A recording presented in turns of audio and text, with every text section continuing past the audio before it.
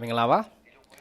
ါဒီကနေ့ညမနက်ဖြန်မနေ့တနာရီခွဲအချိန်မှာရှင်ပြန်ကစားသွားကြမယ်ကွာတာဖိုင်နယ်ဒုတိယပွဲစဉ်ဖြစ်တဲ့စပိန်နဲ့ဘယ်လ်ဂျီယံအဲ့ဒီပွဲရဲ့အကြောင်းကိုခံမဲ့သုံးသပ်ချက်လေးပြုလုပ်သွားမှာဖြစ်ပါတယ်အခုပြောမယ့်အကြောင်းအရာအကုန်လုံးဒီကျွန်တော်တယောက်တည်းရဲ့တည်တဲ့အမြင်သာဖြစ်ပါတယ်ဗျဆိုတော့ကျွန်တော်တို့စပိန်အကြောင်းကိုအရင်ပြောလိုက်ရအောင်အားလုံးသိပြီးသားဖြစ်တဲ့ကျွန်တော်တို့ဒါပြင်သစ်ပြီးလို့ရှိရင်ချန်ပီယံရေပန်းစားဖို့ဒုတိယနေရာကနေပြေးနေတဲ့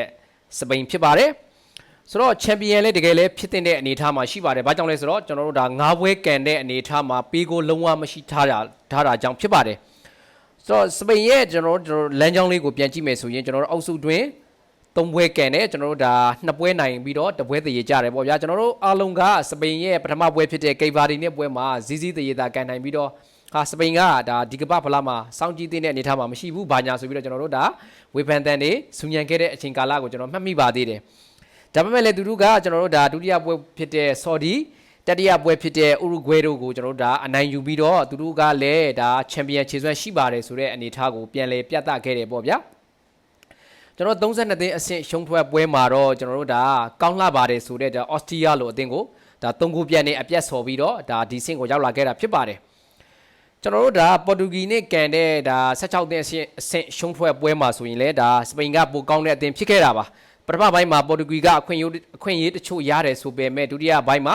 စပိန်ကဒါပိုတာတဲ့အသင်းဖြစ်ခဲ့ပါတယ်သူတို့လိုချင်တဲ့ဂိုးကိုလည်းသူတို့ဒါသွင်းနိုင်ခဲ့ပါတယ်ဆိုတော့ကျွန်တော်တို့သူတို့ကန်လာခဲ့တဲ့တောက်လျှောက်အနေထားကိုပြန်ပြီးတော့ကြည့်ရမယ်ဆိုရင်ဒေဂျာပေါက်ကျွန်တော်တို့စပိန်ရဲ့နောက်တန်း၄ယောက်ရဲ့ကျွန်တော်ဂိုးသမားရဲ့ကိုမဖြစ်မနေချူရပါလိမ့်မယ်ကျွန်တော်တို့လက်ပေါ့ဒါကျွန်တော်တို့ကူဘာစီကျွန်တော်တို့ဒါပက်ဒရိုပေါ်ရိုရဲ့ကူကူရဲလာရဲ့ပေါ့ဗျာပြီးတော့ဂိုးသမားဇာဘီစီမွန်ဒါတေချာပေါက်ချီကျူရပါလိမ့်မယ်သူတို့ဒါခန်းစစ်ကြောက်ဆောင်သည်ပေကိုလုံးဝမရှိထားဘူးဆိုတဲ့အနေအထားမှာရှိပါတယ်ကွင်းလယ်ဖြစ်တဲ့ဘက်ဒရီရိုဒီအတွက်ကတော့ကျွန်တော်တို့ဘယ်အသင်းနဲ့ရှင်ကန်ကျွန်တော်ကန်လို့ရတဲ့အနေအထားမှာရှိပါတယ်ကျွန်တော်တို့ဒါလူငယ်ညာချမ်းတိုက်စစ်ကစားသမားလေးဖြစ်တဲ့ကျွန်တော်ယမားကိုလည်းတေချာပေါက်စောင့်ကြည့်ရပါလိမ့်မယ်ကျွန်တော်တို့ဒါအသက်ကြီးမှပဲဇောင်းထားနေတဲ့ဒါအိုယာဇဘက်တို့လို့ကျွန်တော်တို့ဝါရင်တိုက်စစ်မှုလေးရှိနေပြန်တယ်ဆိုတော့စပိန်ကတော့ဘက်ကနေပြီးပြည့်စုံတဲ့အနေအထားမှာရှိပါတယ်ဆိုတော့ဘယ်လ်ဂျီယံက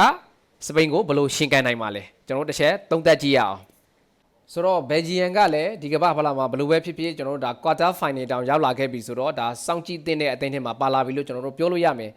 ကျွန်တော်တို့အရှိရကန်ခဲ့တဲ့ကျွန်တော်တို့ဒါနှစ်ကာလများစွာတည်းကကျွန်တော်တို့ဘယ်လ်ဂျီယံကိုအထင်မကြီးကြတဲ့အထက်မှာပါပါတယ်ကျွန်တော်တို့ဒါအေဒီဟာဇက်တို့လို့ကျွန်တော်ရွှေရောင်ကစားသမားတွေကိုပိုင်ဆိုင်ခဲ့တာတောင်မှသူတို့ကျွန်တော်တို့ဒါဒီဘရိုင်းနာတို့လို့အတော်လေးကိုကောင်းတဲ့ကွင်းလယ်လူတွေကိုပိုင်ဆိုင်ခဲ့တာတောင်မှကျွန်တော်တို့ဒါလောက်လာကျွန်တော်တို့ဖလားတစ်လုံးမှမရခဲ့တာကြောင့်ပါဆိုတော့ဒီကမ္ဘာဖလားမှာရောဘယ်လ်ဂျီယံကဘယ်အဆင့်ထိကျွန်တော်တို့ဒါသွားနိုင်မှာလဲဒါဘယ်လိုပဲဖြစ်ဖြစ်ပါကွာတာဖိုင်နယ်အဆင့်ရောက်လာခဲ့ပြီဆိုတော့သူတို့ကိုလည်းမဖြစ်မနေချီကျူးတဲ့အနေထားမှာရှိပါတယ်ဆိုတော့ဘယ်လ်ဂျီယံရဲ့ကျွန်တော်တို့ကန်ခဲ့တဲ့ပွဲစဉ်အနေထားကိုပြန်ကြည့်မယ်ဆိုရင်ဒါကျွန်တော်တို့ဒါအောက်စုအဖွင့်ပွဲဖြစ်တဲ့အီဂျစ်နဲ့ပွဲမှာသူတို့တရေတာကစားတယ်အီရန်ကိုလည်းနောက်ထပ်တရေကစားတယ်ကျွန်တော်နယူးဇီလန်နဲ့ပွဲမှာဒါကျွန်တော်9ဂိုးတကိုးဆိုတဲ့အနေထားနဲ့ကျွန်တော်တို့ဒါဂိုးပြက်အနိုင်ရပြီးတော့ကျွန်တော်တို့ဒါနောက်တစ်ဆင့်ကိုတက်ခဲ့တာပါ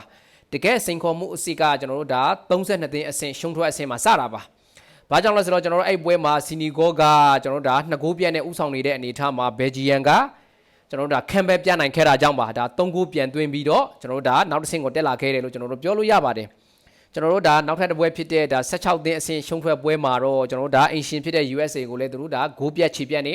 နိုင်ပြီးတော့နောက်တစ်ဆင့်ကိုတက်လာခဲ့တာပါတကယ်တော့အဲ့ပွဲမှာရူဒီဂါစီယာနဲ့ဘယ်လ်ဂျီယံကစားသမားအများစုကိုကျွန်တော်ဒေဂျာပေါက်ချီကျူးရပါလိမ့်မယ်ကျွန်တော်တို့ဒါ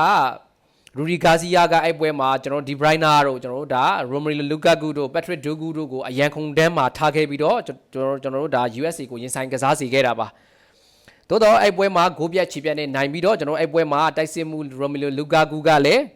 ဒါဘလို့ပဲကျွန်တော်တို့ဒါယုံကြည်မှုပျောက်ဆုံးပါစေအောင်ဆိုတော့ကျွန်တော်သူလိုချင်ပါတယ်ဆိုတဲ့ဂိုးတကူကိုသွင်းနိုင်ခဲ့တယ်ဆိုတော့ကျွန်တော်တို့ဒါတေချာပေါက်လဲသူ့ရဲ့ခြေစွမ်းတွေကိုပုံမှန်ခြေစွမ်းပြန်ရလာမယ်လို့လည်းကျွန်တော်တို့ယုံတယ်ဆိုတော့စပိန်နဲ့ရှင်ကန်တဲ့အနေအထားမှာသူတို့ရောခံပဲပြနိုင်မှာလားဒါမှမဟုတ်လို့ရှိရင်လည်းအပေါ်စီးရပဲကန်နိုင်မှာလားဆိုတော့ကျွန်တော်တို့တစ်ချက်စောင့်ကြည့်ရမယ်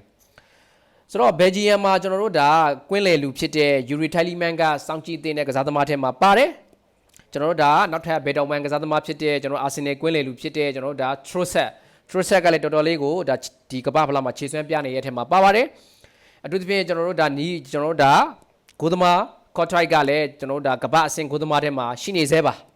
ဆိုတော့ဘယ်လိုပဲဖြစ်ဖြစ်ပါကျွန်တော်တို့ဒါဘယ်ဂျီယန်လဲစောင့်ကြည့်တင်ပါတယ်ဆိုတော့ကျွန်တော်တို့သမိုင်းစင်လာရဆိုရင်တော့ဒါဘယ်ဂျီယန်က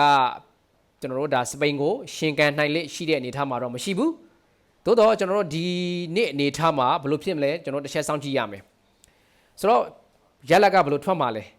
ဒါပွင့်လင်းပြောမယ်ဆိုရင်ကျွန်တော်ကတော့ဒါစပိန်ကိုအနှဲငယ်ပို့ပြီးတော့ကြိုက်ပါတယ်ကျွန်တော်ဂိုးပြတ်လိုက်မယ်လို့တော့ကျွန်တော်တိတ်ပြီးတော့မထင်ပေမဲ့မထင်မှတ်ထားတဲ့အနေအထားလဲဖြစ်ကောင်းဖြစ်သွားနိုင်တယ်လို့ကျွန်တော်ထင်တယ်